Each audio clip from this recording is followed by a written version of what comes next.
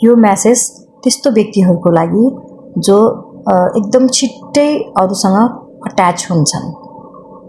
उहाँहरूलाई लाग्न सक्छ म किन त्यस्तो होला, म किन छिट्टै अरू मान्छेसँग यति धेरै अट्याच हुन्छु भनेर।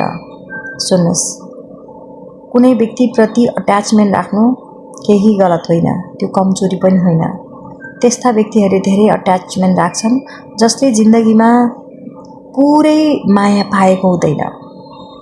उनीहरूले सानो सानो कुरा, सानो गेस्चर, सानो स्माइल, सानो टच, यसले पनि उनीहरूलाई धेरै एक्सपेक्टेसन राख्छ र त्यसले अट्याच गराउँदछ। अट्याच हुनु भनेको तपाईँ चाहेर हुन्छु भनेर होइन। त्यसैले फेरि पनि भन्दैछु, जो व्यक्तिले आफ्नो जिन्दगीभरि पुरै माया पाएको हुँदैन त्यो व्यक्तिहरू सानो सानो कुरामा नै एकदमै छिटै अरूसँग अट्याच हुन्छन् र उनीहरूले त्यो एक्सप्रेस पनि गर्दैनन्। एउटा कुनामा बसेर त्यो आफैले सहन्छन्, आफै दुखित हुन्छन्।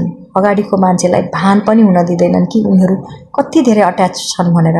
तर उनीहरूको सानो मेसेजले, सानो बोलीले, सानो कुराले पनि कति धेरै खुसी बढाइरहेका हुन्छन्।